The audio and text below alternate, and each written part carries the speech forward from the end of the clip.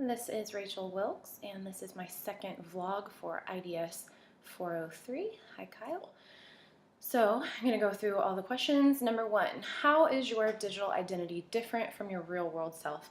How is it the same? So that definitely provoked a lot of thought.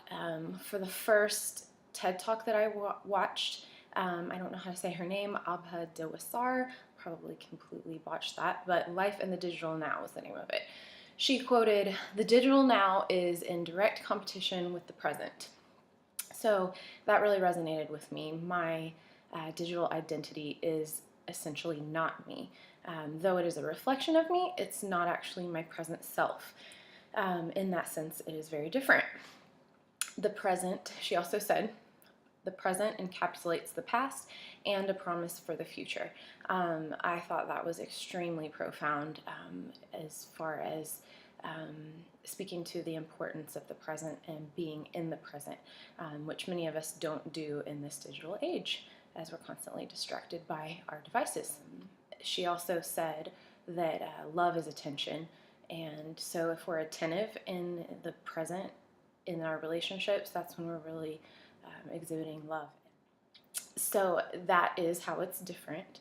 And then as far as our digital identities being the same, so the digital age can threaten the flow of love, which is what she also said, but we don't have to allow it to do that. If we have margin and awareness, we can share ourselves outside of real time in an authentic and balanced way. It is in this digital display that we can truly be authentic and be seen for who we are. Moving on to the next question. Question 2, how does technology enable you to more fully express a specific dimension of your identity? So the control that we are able to have through social media avenues allows us to kind of curate a digital identity that can essentially be anything that we want it to be, rather than the multidimensional human beings that we are in real time, which are often flawed and imperfect and multidimensional. We can manage our digital identities kind of to expose what we perceive as the most preferable expression of who we are. So perhaps it is a way to expose and manifest what we feel people don't know about us or don't see in person. Whatever kind of insecurities or things that we would like for people to see about us that aren't necessarily seen, we definitely have the opportunity to kind of control and manage online more and expose if done, in a certain way. So for me personally, as an artist, as it is somebody that's working towards a design degree, I'm kind of able to showcase my artwork online in a very public way that I wouldn't otherwise be able to. This is obviously vital in my career with my portfolio, but on my own time with my social media outlets, platforms, and Instagram, even Facebook, not as much, but mostly Instagram, is a way that I can kind of build a online presence that's a reflection of the career that I'm pursuing. So while this can be a way to assist my career, it can also lead to a need for approval. There's definitely pitfalls with that. Number 3, how does technology govern, influence, or shape your identity?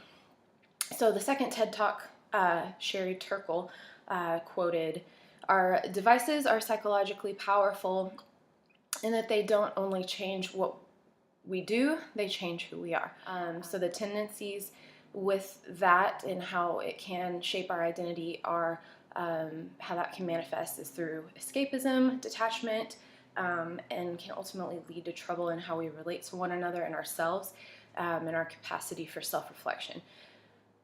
That can be with all ages. That can be with adults, teens. I think we're probably seeing it a lot, and there's a huge danger with young people, young teenagers. They haven't developed balanced way to kind of relate and cope, and so they might miss out on some of those vital relationship building skills that could eventually really affect them in the long run.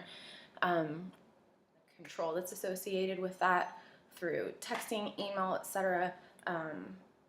We can think about everything we say and edit and retouch our pictures, edit our emails, all of that, and that people are a lot more comfortable with that. So that's something that has shaped our identity and the way that we relate to people.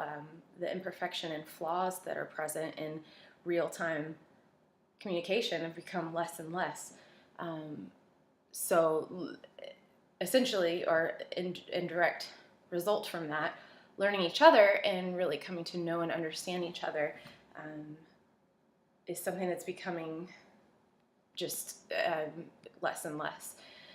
So we sacrifice real conversation, and we ultimately, I think as a society, are forgetting what true connection really looks like. And that's, again, kind of what Sherry Turkle talks about, which I thought was incredible. Number 4, how is your digital identity a product of the social and technological context in which you live?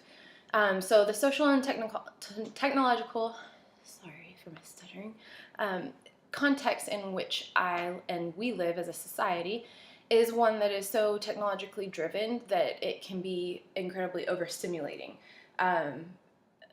Maybe I feel that more heightened because I'm an artistic, creative individual and I'm very easily overstimulated. But I think just on a greater sociological landscape, it is very overstimulating, and it's growing and growing in a way that humans haven't, learned to deal with. So it's just a very overstimulating society right now. Our digital identities are a direct extension of this. So it's a socio-cultural norm to have a digital identity. And if one doesn't, they're often in situations where they're required to explain why they do not. This is simply a reality of the way our digital age has progressed. Moving on. Number 5. How is your online identity like a performance? So many people do allow their digital identities to become an inaccurate representation of who they truly are, and end result, ultimately, a performance, in my opinion.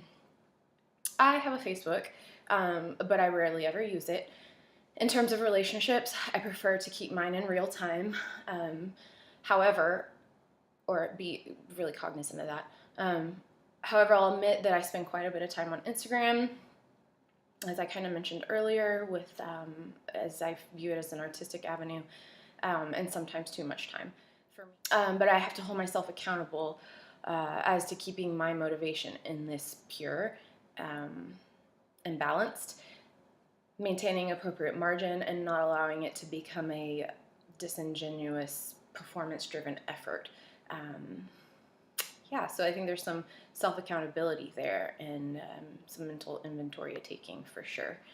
Number 6, how is your behavior different when you know it's public? When my behavior is public, I take very careful consideration as to what I do or say.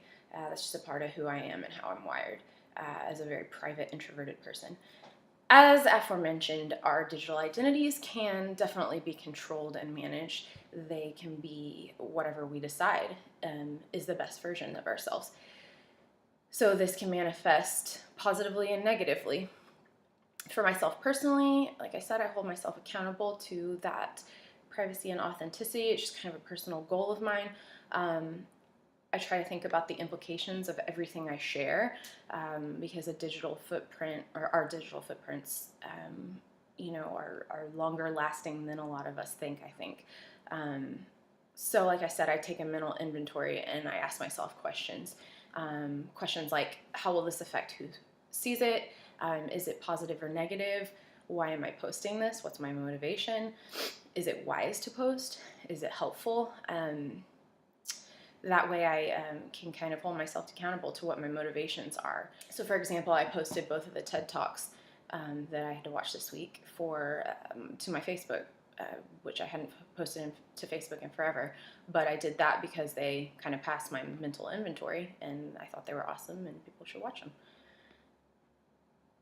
Number 7, how does your digital identity affect your sense of who you are as a person?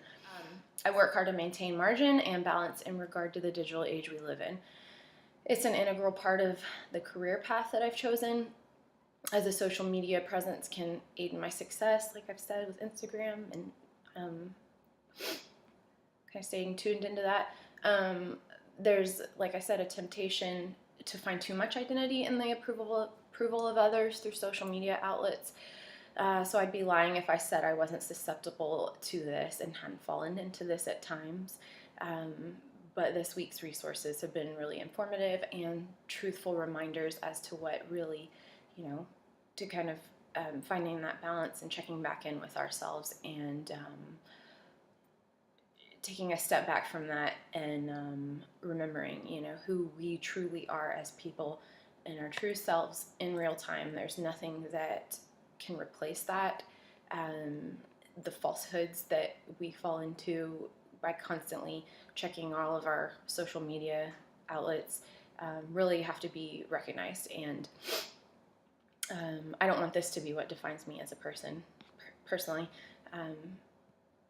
I want to be known as Rachel, the true Rachel that people know in real time. So anyways, that is the end of my questions. Thank you for listening. I'm sorry this is so long. Again, take care.